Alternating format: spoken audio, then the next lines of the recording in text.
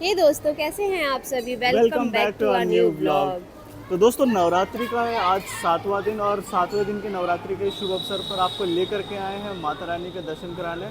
हमारे गढ़ी मंदिर हरसू जो कि गुड़गांव में स्थित है दोस्तों। ये काफ़ी खूबसूरत मंदिर है जिसका कंस्ट्रक्ट बिल्कुल वैष्णो देवी जैसा है।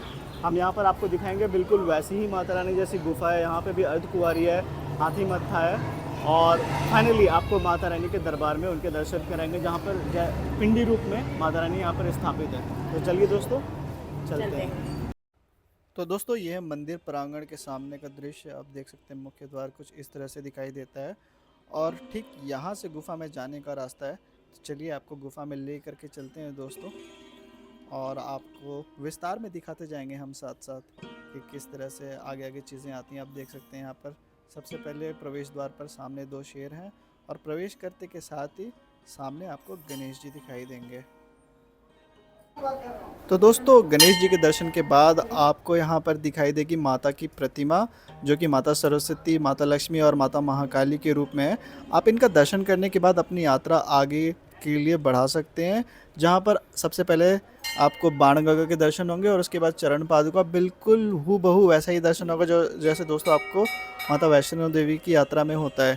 तो आइए दोस्तों, इस मंदिर की पौराणिक मान्यता और इतिहास के संबंध में पंडित जी से कुछ बात करते हैं और जानते हैं उनसे। मंदिर माता वैष्णो दरबार गड़िया श्री में स्थित है। जो भी आता है उसकी इच्छा पूरी होती है। माता चुन्नी सबसे रहते हैं माता के और आशीर्वाद लेके जाते हैं। जय माता। कुछ इतिहास बताएंगे इस मंदिर का कि कैसे इस मंदिर की स्थापना हुई है? ये मंदिर की स्थापना माता वैष्णो देवी हमारी माता जी उन्होंने कराई थी। उनको माता ने प्रत्यक्ष दर्शन दिए थे। जब वो उन्हीं के आशीर्वाद से, ये नहीं पता माता को किसने बनाया, पर बना है मंदिर माता ने ही बनवाया है और उन्हीं के आशीर्वाद से ये चलते चल रहा है। भक्त लोग बड़ी श्रद्धा लेके आते हैं और श्रद्धा से अपनी इच्छा पूरी करके जाते हैं। जय माता।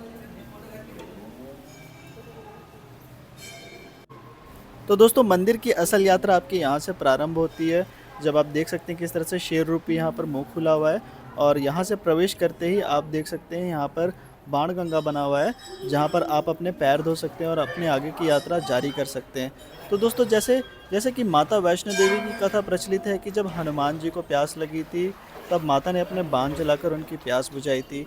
इसलिए इस स्थान को बाणगंगा कहा जाता है और चूंकि माता ने यहाँ पे अपने बाल भी धोए थे, इसलिए इस स्थान को बालगंगा भी कहा जाता है। आप देख सकते हैं कितनी खूबसूरत यहाँ पर मूर्ति रूप में उस तरह से चित्रण किया गया है। और जैसा कि दोस्तों आप थोड़ा कदम और आगे बढ़ेंगे तो यहाँ पर आप चरण पादुका पाएंगे माता की, जिस तरह से बिल्कुल वैष्णो देवी में है उसी तरह से यहाँ पे दोस्तों आप यहाँ पर चरण पादुका के दर्शन कर सकते हैं। देख सकते हैं कितना ही खूबसूरत यहाँ पर चित्रण किया गया है दोस्तों। और इस तरह से हम यहाँ पर पहुँच चुके हैं चरण पादुका। देख सकते हैं छोटा सा स्थान यहाँ पर बना हुआ है माता का, जहाँ पर माता के चरण रखे हुए हैं। तो आप यहाँ पर चरण पादुका के दर्शन कर सकते हैं दोस्तों। चरण पादुका के दर्शन करने के बाद दोस्तों जब आप आगे बढ़ेंगे तो आपको दिखेगा महादेव का एक खूबसूरत से मूर्ति दोस्तों। यहाँ पर एक दिव्य शिवलिंग है दोस्तों। यह कोई सामान्य शिवलिंग नहीं, बल्कि इस शिवलिंग को इच्छापूर्ति शिवलिंग के नाम से भी जाना जाता है। यहाँ की मान्यता ऐसी है दोस्तों कि अगर आप अपने मन में कोई इच्छा रख कर कोई सिक्का शिवलिंग के ऊपर फेंकते हैं और अगर वो सिक्का शिवलिंग पर टिक जाता है तो ऐसी मान्यता है कि आपकी जो मनोकामना है वो पूर्ण होती है। और दोस्तों, कई भक्तगण यहाँ पर माता के दर्शन करने के लिए जब भी आते हैं तो अपने मन में इच्छा लेकर वो सिक्का शिवलिंग में फेंकते हैं दोस्तों। तो अगली बार आप जब भी आप दर्शन करने के लिए आइए, आप भी एक बार प्रयास कीजिएगा अपनी मनोकामना महादेव के समक्ष रखने का। तो दोस्तों, महादेव के दर्शन करने के बाद हम अपनी यात्रा आगे के लिए बढ़ते हैं। आप देख सकते हैं कितना ही खूबसूरत यहाँ की वास्तुकला है दोस्तों। और हम पहुँच चुके हैं अब अधिकुंवारी। ये बिल्कुल वैसे ही गुफा है दोस्तों। इस गुफा के रास्ते से आप प्रवेश करते हैं जहाँ पर वैष्णो देवी में माता ने 9 महीने तक तपस्या की थी। उसी तरह से रास्ता यहाँ पर बना हुआ है। आप इस रास्ते से प्रवेश करके आगे के लिए अपनी यात्रा प्रारंभ कर सकते हैं। तो अर्धकुंवारी के दर्शन करने के बाद दोस्तों आप पहुंचेंगे हाथी मत्था, जो कि बिल्कुल हूबहू आपको ऐसा एहसास दिलाएगा दोस्तों कि आप माता वैष्णो देवी कटरा में यात्रा कर रहे हैं। यहाँ की वास्तुकला दोस्तों वास्तव में बेजोड़ है। ये बिल्कुल वैसे ही कठिन चढ़ाई जैसा प्रतीत होगा आपको, जैसा कि वैष्णो देवी में आपको काफ़ी स्टीप चढ़ाई होती है। और यहाँ पे यात्रा करने के दौरान आपका मन बिल्कुल शांत हो जाएगा दोस्तों, और वास्तव में आपको काफ़ी अच्छा प्रतीत होगा। आपको बता दें दोस्तों कि यहाँ पर किसी भी तरह की फ़ोटोग्राफ़ी और वीडियो कैमरा का प्रयोग वर्जित है। हमने स्पेशल आपके लिए परमिशन लेकर के यहाँ पर रिकॉर्डिंग्स कर रहे हैं ताकि आपको माता के यहाँ पर दर्शन करा सके। दोस्तों आप देख सकते हैं दोस्तों, हम आपके लिए कितना मेहनत करते हैं, कितना प्रयास करते हैं, तो हमारे लिए एक लाइक तो बनता ही है दोस्तों, और हमारे चैनल को सब्सक्राइब करना ना भूलें। तो अब हम पहुंच चुके हैं दोस्तों आपके यात्रा को लेकर के यहाँ पर सांझीत छत। ये बिल्कुल वैसा ही बनाया गया है दोस्तों जहाँ पर वैष्णो देवी में है सांझीत छत, जहाँ पर भक्तगण कुछ देर के लिए विश्राम करते हैं। देख सकते हैं यहाँ की वास्तुकला बिल्कुल ही हूबहू वैसी बनाने की प्रयास की गई है दोस्तों। तो सांझीत छत होने के बाद आप फाइनली पहुंचते हैं माता के गुफा के द्वार पर। तो चलिए आपको लेके चलते हैं माता के गुफा में। तो दोस्तों जिस प्रकार आप कटरा में मुख्य भवन पर माता के दर्शन के लिए पहुंचते हैं, वहां पर गुफा के अंदर आप देखिएगा हनुमान जी की एक छोटी सी प्रतिमा बनी हुई है। उसी प्रकार दोस्तों यहाँ पर गुफा में जब आप दर्शन करने जाएंगे तो आप देखेंगे हनुमान जी की प्रतिमा एक बाहर में बनी हुई है, और ये है गुफा का द्वार जहाँ से होते हुए आपको गुजरना पड़ेगा। हालांकि द्वार काफ़ी छोटा है दोस्तों, लेकिन फिर भी आप प्रयास करेंगे, आपको झुककर घुसना पड़ेगा, और गुफा से निकलने के बाद आपको पिंडी रूप में माता के दर्शन प्राप्त होंगे। आप देख सकते हैं किस तरह से यहाँ पर जल है नीचे, जहाँ पर आप अपने पैर धोकर माता के दर्शन करने के लिए जाएंगे, और उसके बाद गुफा के रास्ते होते हुए आपको माता के दर्शन प्राप्त होंगे। तो फाइनली दोस्तों हम आ गए हैं उस स्थान पर जहाँ पर माता पिंडी रूप में स्थापित हैं। दाईं तरफ से शुरुआत करते हैं दोस्तों। सबसे पहले माँ काली, मध्य में माँ लक्ष्मी, और सबसे बाईं तरफ माता सरस्वती। दोस्तों काफ़ी मनमोहक दृश्य है यहाँ पर। आपको यहाँ पर आ करके जब आप आएंगे तो आपका मन बिल्कुल भक्तिमय हो जाएगा, और इस प्रकार से माता के दर्शन करने के बाद आप यहाँ से आगे बढ़ सकते हैं। गुफा से निकलने के बाद दोस्तों यहाँ पर आएगा नौ दुर्गा मंदिर, जहाँ पर माता के 9 रूप हैं। तो चलिए आपको दिखाते हैं माता के 9 रूप।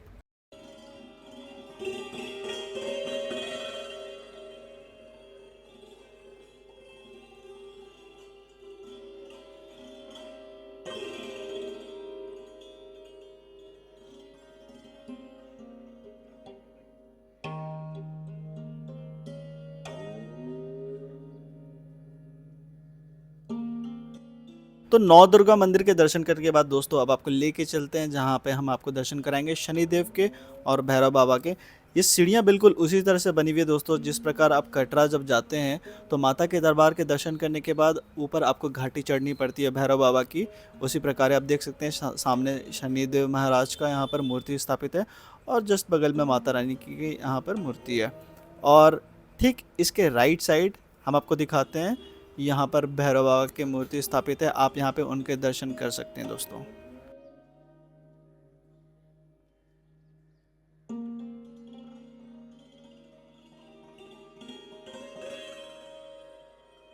और भैरव बाबा के दर्शन करने के बाद दोस्तों आपको लेके चलते हैं आगे खाटू श्याम मंदिर, जहाँ पे बाबा खाटू श्याम जी का बहुत अच्छा मंदिर है।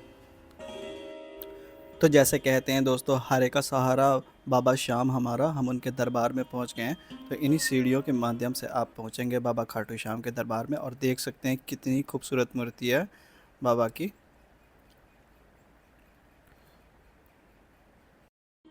तो खाटू श्याम बाबा के दर्शन करने के बाद आपको ले चलते हैं देवों के देव महादेव के दर्शन करने के लिए दोस्तों, जहाँ पर मंदिर के एंट्रेंस के पास में यहाँ पर भोलेनाथ का बहुत ही खूबसूरत सा शिवलिंग बना हुआ है, और यहाँ पर साईं बाबा का भी मूर्ति है। आप देख सकते हैं बहुत ही खूबसूरत साईं बाबा की मूर्ति है, और जस्ट सामने यहाँ पर हनुमान जी की मूर्ति है।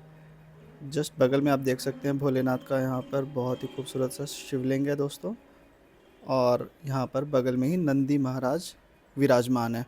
ठीक इसके सामने आप देख सकते हैं कितना ही खूबसूरत कलाकृति दिखाई गई है यहाँ पर, जहाँ पर श्री कृष्ण ने गोवर्धन पर्वत को अपने उंगली से उठा रखा है। ठीक मंदिर के बगल में दोस्तों यहाँ पर बहुत ही खूबसूरत 3 मूर्तियाँ हैं, जो विष्णु दरबार है, राम दरबार है, और कृष्ण दरबार है। आप देख सकते हैं बहुत ही खूबसूरत मूर्ति यहाँ पर श्री कृष्ण की, राधे कृष्ण की मूर्ति है, फिर राम दरबार है, और कृष्ण दरबार में नारायण भगवान और माता लक्ष्मी है। देख सकते हैं दोस्तों बहुत ही खूबसूरत यहाँ पर मूर्तियाँ हैं। अक्सर भक्तगण यहाँ पर भजन और कीर्तन करने के लिए आते हैं। आज भी महिलाएं यहाँ पर भजन और कीर्तन कर रही हैं दोस्तों। अगर आपको कभी मौका मिले मंदिर में दर्शन करने के लिए तो आप भी यहाँ पर भजन कीर्तन कर सकते हैं। तो दोस्तों मंदिर का तो पूरा हमने आपको दर्शन करा दिया है। तो हमने मंदिर से संबंधित पौराणिक मान्यता और इसके इतिहास के बारे में जानकारी के लिए यहाँ के महंत से बात किया, जो कि हम आपको आगे दिखाएंगे और उनसे जानेंगे मंदिर की विशेषता। तो चलिए उनसे बात करते हैं और आपको सीधा उनसे जानकारी देते हैं। जय माता दी। मैं धर्माचार्य अलका शर्मा। इस मंदिर की स्थापना 28 दिसंबर 1986 को हुई थी। इसकी स्थापना मेरी मैया पूजनीय पूनम माता जी द्वारा हुई है और इसका ख्याल उनको बचपन से ही था कि मैया के अंदर उनकी आस्था बहुत ज़्यादा है। और जब मेरी माँ की शादी इस गांव में हुई तो घर की व्यस्तताएं बहुत सारी होती हैं, हम बच्चे छोटे थे तो उनका वैष्णो देवी जाना उतना नहीं हो पाता था। तब वो जब गई तो बोल कर आई कि मैया अब मैं नहीं आ पाओगे। तो मैया ने कृपा की और साक्षात आपके सामने हैं जो मैया ने यहाँ पे दर्शन दिए हैं। इसका जो आर्किटेक्चर है वो यहाँ पे 40 साल पहले एक सहगल जी हुआ करते थे, अभी भी हैं वो। उन्होंने एक मॉडल तैयार करके दिया था, मगर वो मॉडल आज के जो हमारे ये दर्शन आपने किए हैं ऐसा नहीं था। इसका जो सारा श्रेय है, जो बिल्कुल वैष्णो देवी जैसा पूरा लगता है यहाँ आके, वो मेरे पिताजी का है। जितना भी उनका योगदान रहा इसके आर्किटेक्चर के अंदर। डॉक्टर राकेश बधवार अभी वो स्वर्गीय हैं, पिछले साल मैंने उनको खो दिया। और यही मंदिर का इतिहास है। यहाँ आने वालों की सभी लोगों की मनोकामनाएं पूर्ण होती हैं। जिनके पास औलाद नहीं है उनको औलाद मिली है। बहुत साल जो बहुत डॉक्टर्स के पास भी हुआ है, सारे ट्रीटमेंट्स भी ले लिए। कभी कभी होता है ना कि हम लोग भगवान जी की ब्लेसिंग्स से भी बहुत सारे काम हो जाते हैं। ऐसा नहीं है कि सिर्फ मंदिर में जाके ही चीज़ें होती हैं, आपको इलाज भी करवाना होता है। डॉक्टर्स भी इम्पॉर्टेंट हैं, मंदिर भी इम्पॉर्टेंट है। समाज के अंदर एक जो विश्वास होना चाहिए ना दोनों जगहों पर, वो इम्पॉर्टेंट है। और हमारे को हमेशा ब्लेसिंग्स इकट्ठी करनी चाहिए। कुछ चीज़ें आशीर्वाद से होती हैं। जी। हमने सुना कि मंदिर में जो स्थापना हुई माता जी जोत लेकर के आई थी, आपको मंदिर में जो अभी आपने पिंडी देवियों के दर्शन किए, ये मैया जो है वैष्णो देवी से ही लेकर आए थे और वहीं से जोत लेके आए थे। क्योंकि अगर आपने इतना बड़ा यहाँ पर एक स्थापना की है, वैष्णो देवी मिनी वैष्णो देवी हम बोलते हैं, तो वो वहाँ से जुड़ा हुआ होना चाहिए। और वहाँ से लाने का मकसद सिर्फ यही है क्योंकि वहाँ पर पॉजिटिविटी, वहाँ के हर पत्थर में, हर पेड़ में, वहाँ के पक्षियों में, सब में बहुत ज़्यादा पॉजिटिविटी है। क्योंकि कई सालों से वहाँ पर पूजा अर्चना होती आ रही है। तो जब पूजा अर्चना इतनी ज़्यादा होती है तो वहाँ की हर चीज़ जो है वो बहुत पवित्र हो जाती है। तो आधा काम तो वही हो जाता है क्योंकि वहीं से मैया यहाँ पर भी आई हैं। जी। जय माता दी। जय माता दी। सो दोस्तों, हमारे तो माता रानी के बहुत ही अच्छे दर्शन हुए और उम्मीद करती हूँ कि आपके भी उसी प्रशंसा से दर्शन हुए होंगे। तो दोस्तों हमने यहाँ पर सबसे पहले तो स्पेशल परमिशन लिया दर्शन करने के लिए, आपको ब्लॉग शूट करने के लिए, क्योंकि यहाँ पर आमतौर पर इतनी भीड़ नहीं होती। लेकिन चूँकि नवरात्रि है तो नवरात्रों में काफ़ी ज़्यादा भीड़ है लोगों की, और इस बीच स्पेशल परमिशन लेनी पड़ती है। और फोटोज और कैमराज अलाउड नहीं है अंदर दोस्तों। जी। और आप देख रहे हैं आपके लिए हम कितनी मेहनत कर रहे हैं दोस्तों, ताकि आपको घर बैठे करीब से दर्शन करवा पाएँ। और इस दौरान आपने देखा कि कितना ही खूबसूरत यहाँ पर वैष्णो देवी जैसा ही बिल्कुल गुफा बनाई हुई है, और हर एक मूर्तियाँ कितनी तरह से हूबहू उसी तरह सुसज्जित है दोस्तों। तो आशा करता हूँ आपको माता रानी के बहुत अच्छे दर्शन प्राप्त हुए होंगे और आपको हमारा ये व्लॉग अच्छा लगा होगा। तो दोस्तों जल्दी से हमारे चैनल को आप कर लीजिए सब्सक्राइब और इस वीडियो को लाइक कीजिए और कमेंट में जय माता दी तो आप लिखिए ही लिखिए, और साथ ही आप ये भी बताइए कि आप अगला कौन सा स्थान के दर्शन करना चाहेंगे हमारे साथ। तब तक के लिए आप अपना ख्याल रखिए। मिलते हैं आपके साथ नेक्स्ट व्लॉग में। Bye bye guys. Subscribe to my channel.